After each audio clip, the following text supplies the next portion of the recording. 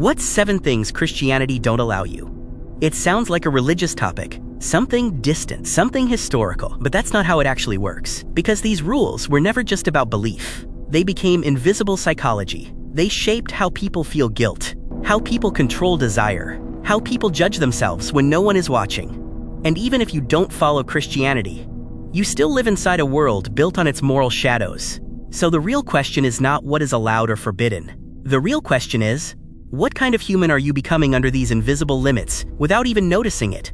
Let's break it down, but not like a lecture, like a mirror pointing back at you, quietly, personally. The first thing Christianity does not allow is placing anything above God.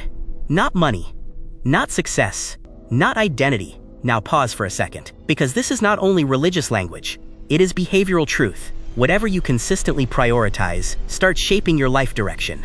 Your phone, your work, your ambition, your image, they don't feel like gods, but they compete for your attention like one. And attention is where identity begins. The second is murder, but it starts much earlier than action. It starts in your private thoughts. When someone disrespects you, and you replay it again and again.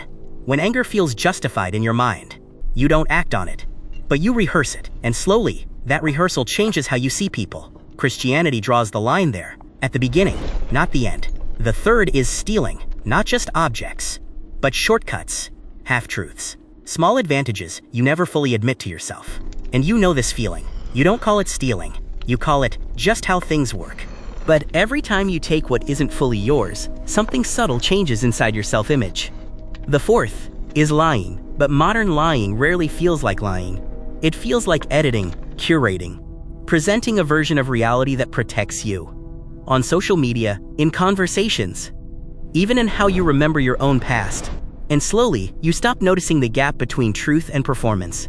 The fifth is sexual immorality. But forget the religious framing for a moment.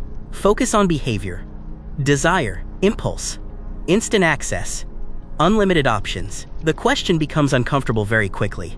Are you choosing what you want, or is what you want being shaped by what is easiest to access? The sixth is intoxication without control.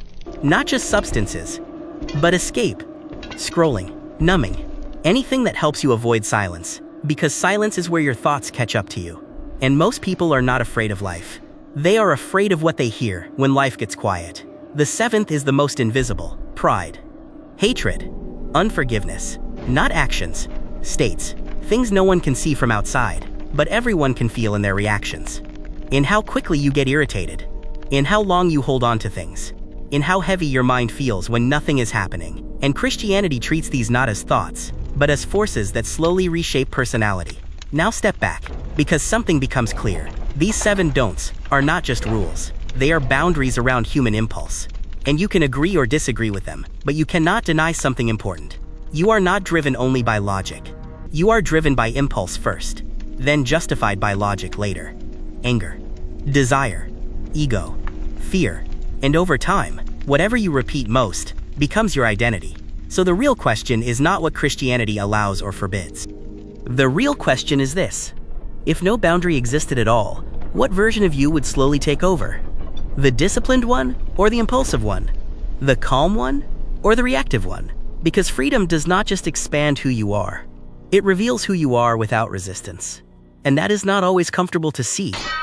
So maybe these rules were never just about religion. Maybe they were about exposure, showing the parts of human nature that become dangerous when nothing stands in their way.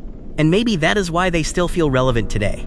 Not as belief, but as reflection. Because even now, you are still negotiating with your impulses every single day. And most of it happens quietly, inside your own mind. If this made you pause for a moment, then the idea has already done its job. And if you want to keep exploring this deeper side of human behavior, you can subscribe.